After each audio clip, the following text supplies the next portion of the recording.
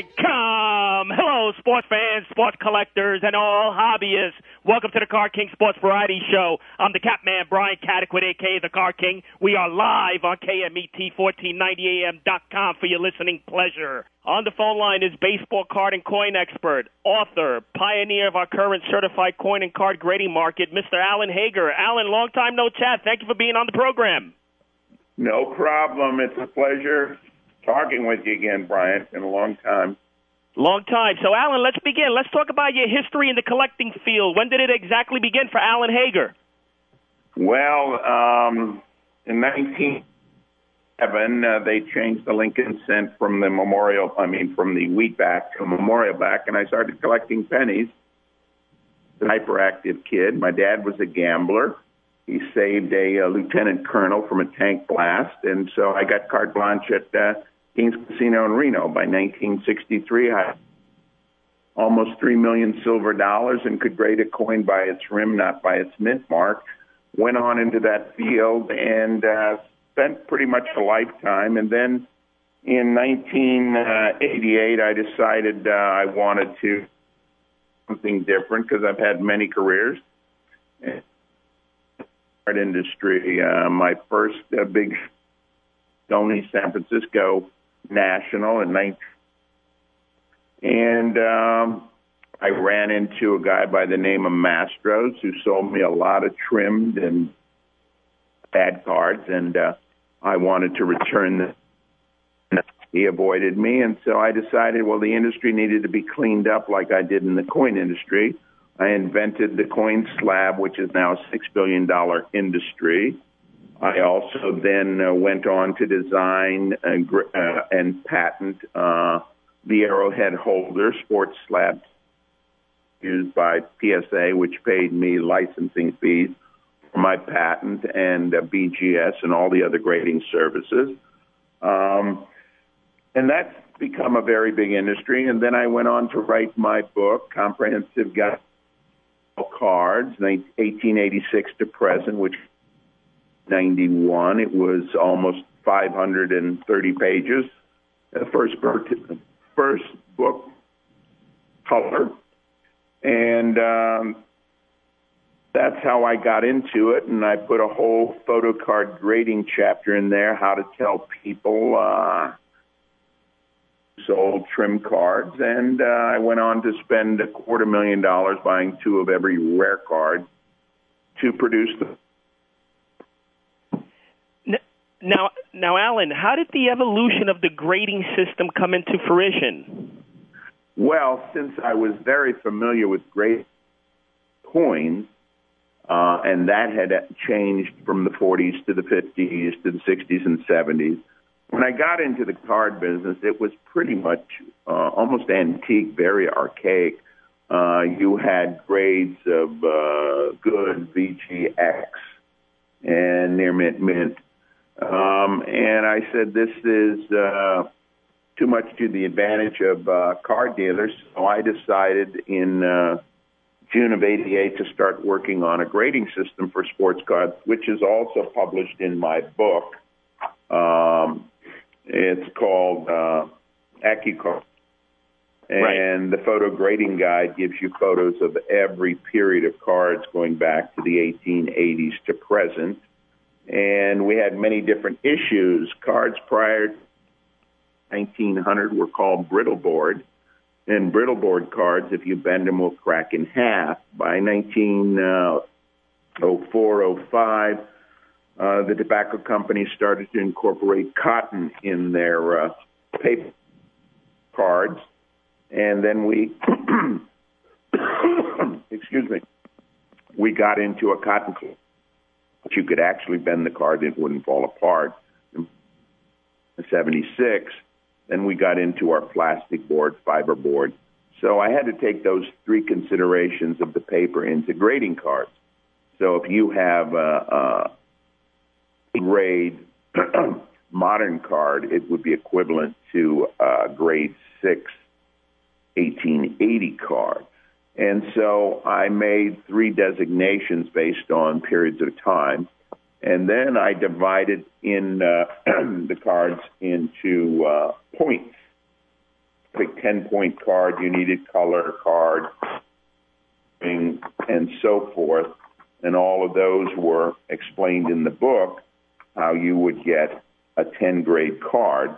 And there's a schematic diagram and basically centering, front, back 20%, corners, coloring, cut, creases, enamel, surface, registration, wear. So your total 10 would have to, all of those would have to be perfect 10s. Whether the grading services use all that criteria, I'm not sure. So then I trademarked that grading system in 1991.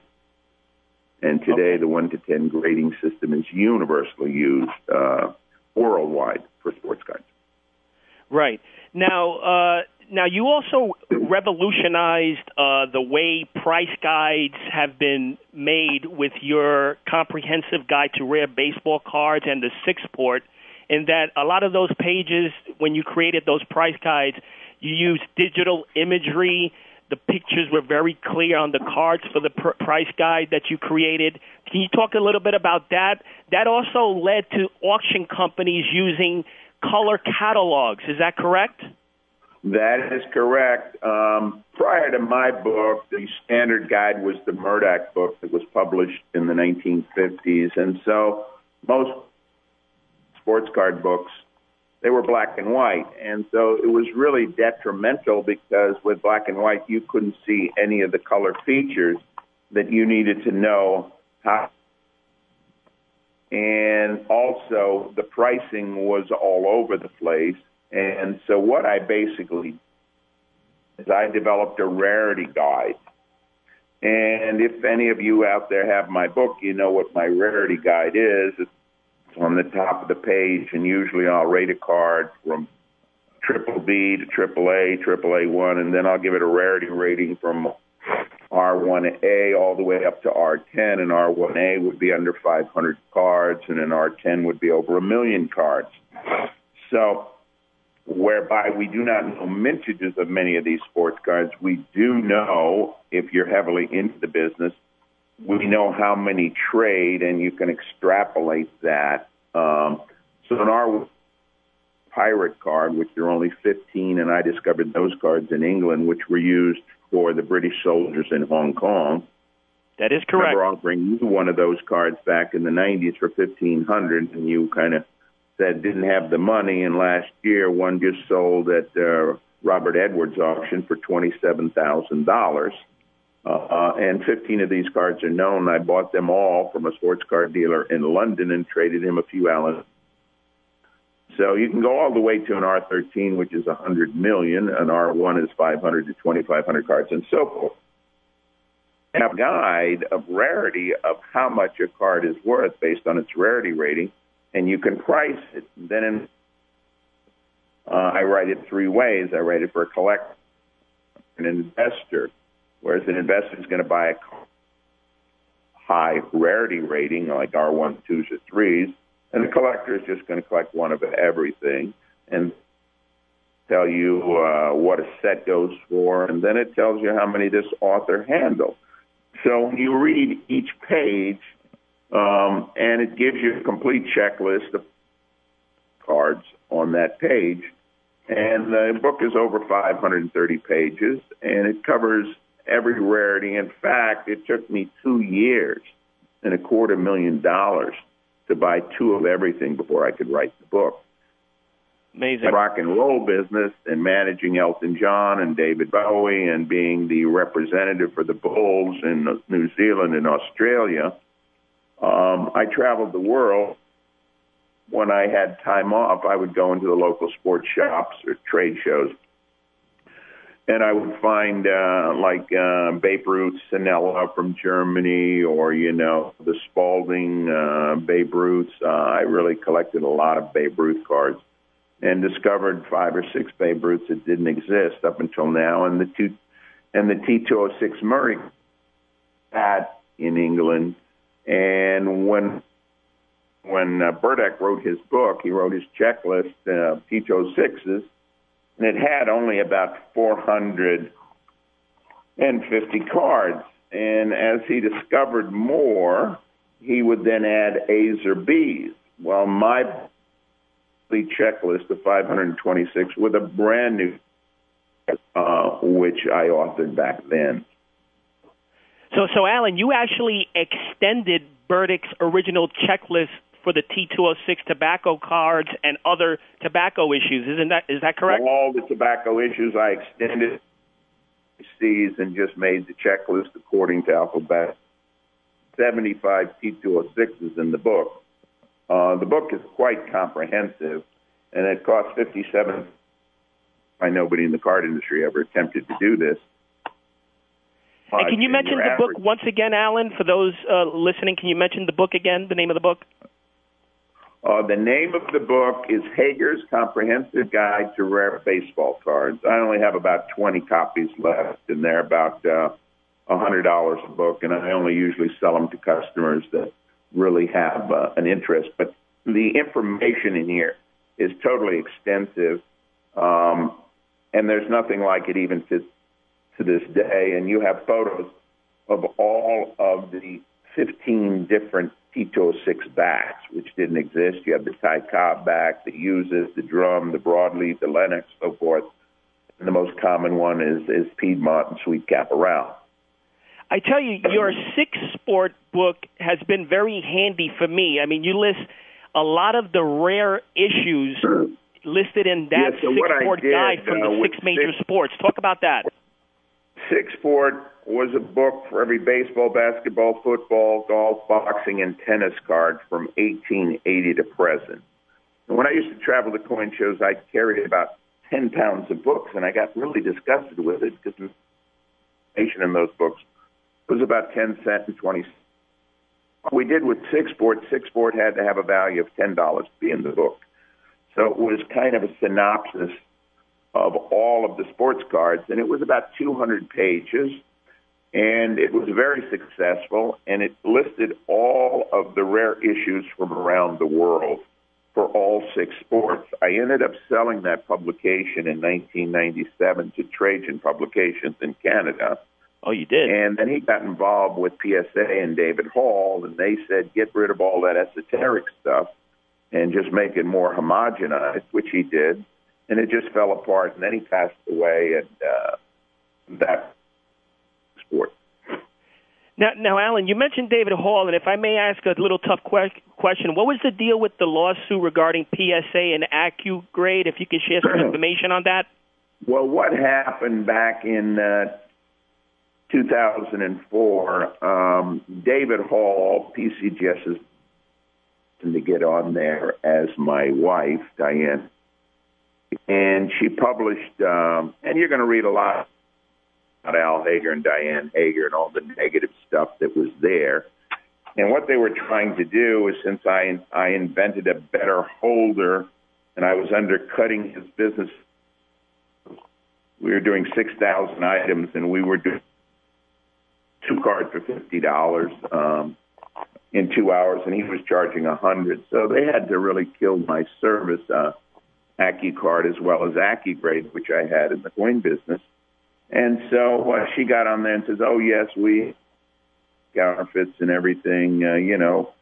And my wife never was a member of PCGS, never was I, because I sued David Hall for slander, restraint of trade, as well as Heritage, David Hall's, Steve Ivey, Jim Halpern, the ANA, eBay. I sued 8 entities, and I won a judgment. The history of the collectible industry, coins and cards, and I won a judgment well in excess of $1 million. And then they started up again. I sued them again years later against them. And why did they start up again, Alan? What was the deal on that? Well, because I was selling on eBay, and they wanted all of my stuff banned from eBay, AccuCard and AccuGrade, and Steve Ivey of Heritage sent an email out to a guy that Hager grades hundreds of counterfeits, and when we confronted them in depositions in Houston, the vice president of Heritage said, well, I was told by my attorney I could say that and I couldn't be prosecuted. So they didn't have any counterfeits. They had nothing, but they destroyed us through innuendo. And I sued them, and it took me 4 years and almost $350,000 in legal fees to clear my have anybody besmirching my name. So the stuff that you read, and there were 42 people on Google chat boards that were all involved in this conspiracy, and they were writing all these things that my ex was the same-sex whore, prostitute, all this crap. And so I sued all 42 of them. One gentleman had a heart attack. He was served at a trade show in Washington who made those statements, and I sued all 42 of them, and finally it stopped. And when you're successful and you're a trailblazer and an entrepreneur, and you change the rules, almost like the Daily Machine out of Chicago, they're going to try and stop you. And I've always been the type of guy, when I was young, I read Think and Grow Rich by Earl Nightingale. Andrew Carnegie was one of my idols. Turn of the century, I guess robber barons were my idols. But I learned a motto, by enriching others, you'll enrich yourself beyond your wildest dreams. You're the captain of your ship, you can lead it aground, lead it to sea. What you think about all day long is what you do. And so I have put over 500 deals. I did a seminar, How to Become a Professional Ethical Way. That was a 4-hour course that I used to teach. And those dealers now in the coin industry and the sports card industry are doing billions of dollars based on what I taught them. And there's some that respect you, and there's some that, took me. But I freely, whenever you meet me, I will give of myself freely, and I will help educate you. And I'm not afraid to say who did bad and who's wrong. And because of that, I'm a threatening force in the industry because I speak the truth. Yeah, and it's it's human nature when you're successful and when you're in the eye of the public. Unfortunately, there's going to be a lot of jealousy, and it comes with the territory. There's no question about that. You learned that. You were one of my early students, Brian. Well, one of the things, in the early 90s, as a 19-year-old kid, I would call you, I would bid in your auctions, and to be honest with you, you've always treated me with respect. You were always willing to share your knowledge with me. So with me, I never had an issue with you. You've always shared your knowledge with me, and I always appreciated that. So I thank you for that. Yes, well, I have done that literally all my life. And in fact, I remember back in the 1990s, we had done the Topps trade show in London. I think it was in 1991. And I met a couple dealers there, and this dealer had these cards, and he really didn't know what they were. And I immediately recognized them as T206 fronts, Chinese caricatures. And I had never seen anything like this. And he was collecting Allen and Ginter's 1886. And he needed two that I had, two Hall of Famers. And he had 15 of them. So he wanted $5,000 for the 15 cards. I said, that's a little high. My Allen and Ginters were worth about $4,000 because they were near mint because I only collected top grade. So I traded him the two, and I took them, and then I started doing some research, and I researched British American Tobacco, which was the tobacco company out of England that distributed their cards, and yes, they had distributed those cards in Hong Kong, which was a British territory at that that were stationed there, and they had Chinese tax. And so I had stumbled rare, and I remember at a show I offered one to you, the rarest card you'll ever see in your life. It's $1,500. Yep. But being the young kid you were, you said, Al, I don't have that type of money. No, I remember. Lo and behold, a pirate appeared at a Robert Edwards auction for $27,800. Yeah, it's just crazy. And you also started a market on proof cards in the 90s. So talk about that, Alan. In 1989, Topps was at Guernsey's at New York College. And I had read about this card industry and everything. And I met Al, who was a real hustler, and he was trying to hustle me I'm sorry, Alan, we're breaking up. What was the name? You met Al? Alan Rosen. Okay. And he was at the show. He was at the Topps Art. And I went through the gymnasium there at the college, and they had 66 cards, uncut, in like plastic envelopes on a clothes. I've never seen anything like this in my life. And so I went to talk to one of the experts at Topps, and he explained me the whole process. A progressive proof set can be anywhere from 6 to 10 different colors: red, yellow, blue, 2-color, 3-color, 4-color. And what they do, they'd separate out all the colors to check for any errors or so forth. And so I ended up buying almost 12,000 original artwork proofs with Topps letters of authenticity. I have over 2,700 of these Topps archive proofs on eBay. My eBay name is MAC, M-A-C, Coin Trading. Or all you have to do is just put in Topps proof into the search on top of eBay, and you'll come up with over 500,000 worth of proofs that I comes with 2 letters of authenticity, one 1989, which I have the copies, certificates, and then the other is a Topps letter. Topps is no longer in business. Topps had the Topps vault, and they sent you this little crude letter, which anybody can counterfeit, and they sold off the last of it. But the really good stuff, they had a Mickey Mouse that sold for, I think, $150,000. It went on to sell to Marriott Corporation for almost $1 million. They had a 53 Willie sold for $50,000. Went on to sell for $600,000. But there were very, very little in there. 90% of all the proofs made were destroyed. One of the employees put them on the table outside in Pennsylvania to cover up the tables, and the bird droppings also in the New York factory. And so some of the proof sheets had pigeon bird droppings on them.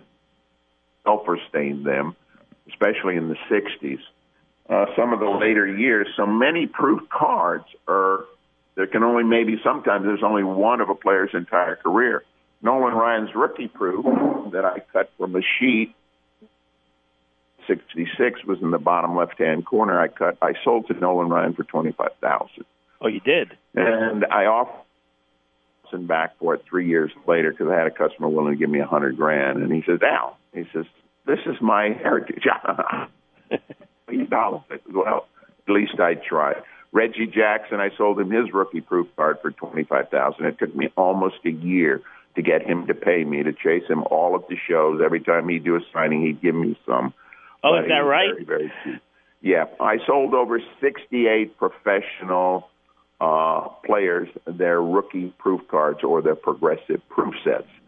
So then I got into collecting T206 proof cards and Allen and Ginter proof cards. Right, and you brought the T206 proof cards to the market as well.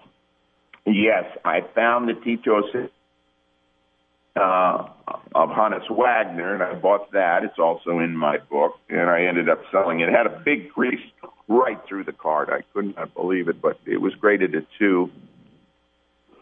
Now, Alan, I'm sorry, Alan. I remember you telling me, going after all the vintage baseball cards for your book, I remember you telling me that the Curtis Island was the toughest card for you to obtain.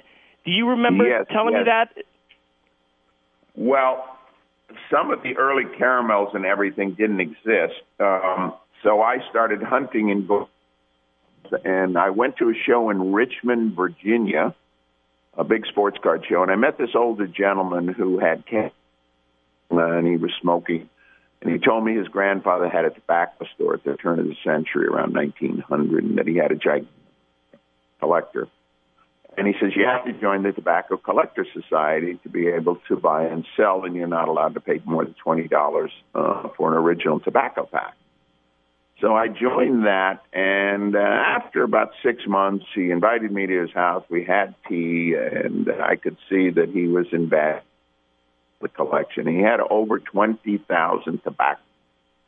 And he took me down into the basement, and I was over tobacco smell and everything because I didn't smoke.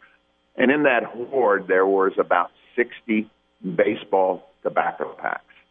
And I'm the one who discovered the T206 in a box, the size of a shoe box, and in there were about 60 packs. But a couple rats had built a nest and eaten through almost three-quarters of the packs. There's only 22 original T206 packs that were wrapped in onion paper in the box. And he also, Allen and Ginter, Richmond Allen Ginter straight cut box. And he had Nebo, and he had Mecca, and he had Sweet Caporal, and he had Mayo cut plugs and Obax and Guinea Gold. And so I was literally amazed. So I bought his entire 20,000 tobacco pack collection for $100,000.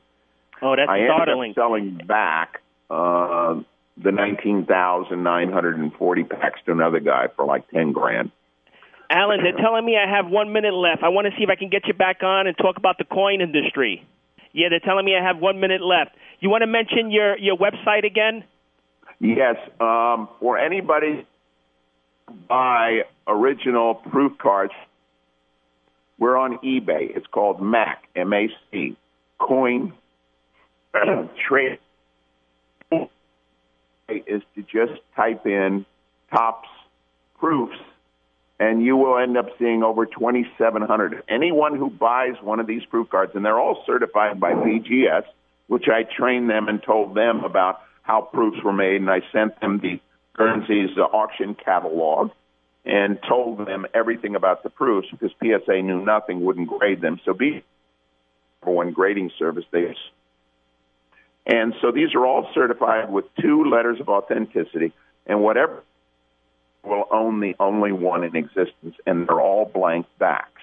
No proofs have stat backs. Alan, we'll do it again. Thank you so much.